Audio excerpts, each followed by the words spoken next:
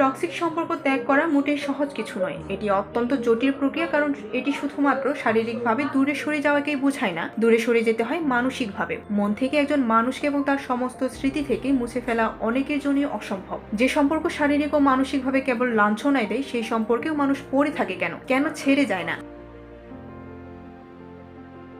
যারা টক্সিক সম্পর্কের মধ্যে থাকে তারা ধীরে ধীরে সঙ্গীর খারাপ ব্যবহারের কারণে মানসিক বিপর্যয়ে ভুগতে থাকে। সে হয়তো স্বাধীনভাবে বেঁচে থাকতে অক্ষম বোধ করতে পারে। সে যে নেতিবাচকতার শিকার হয়েছে তা ভেতরে বাসা বাঁধতে পারে, যার ফলে অসহায়ত্ব বা অক্ষমতার অনুভূতি হয়।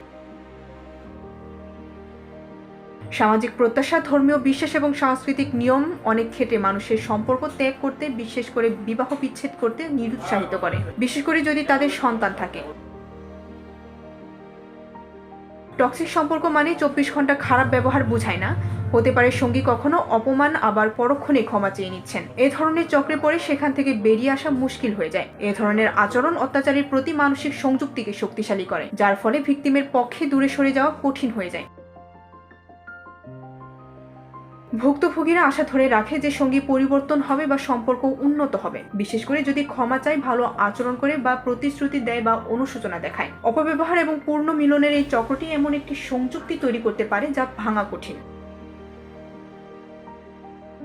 অনেক টক্সিক সম্পর্কের ক্ষেত্রে যদি ভিকটিম চলে যাওয়ার চেষ্টা করে, তবে প্রতিশোধের ভয় থাকে। পোষা প্রাণীদের ক্ষতি করার হুমকি দিতে পারে, যার ফলে ভিকটিম মনে করে যে চলে যাওয়ার চেয়ে থেকে যাওয়া নিরাপদ।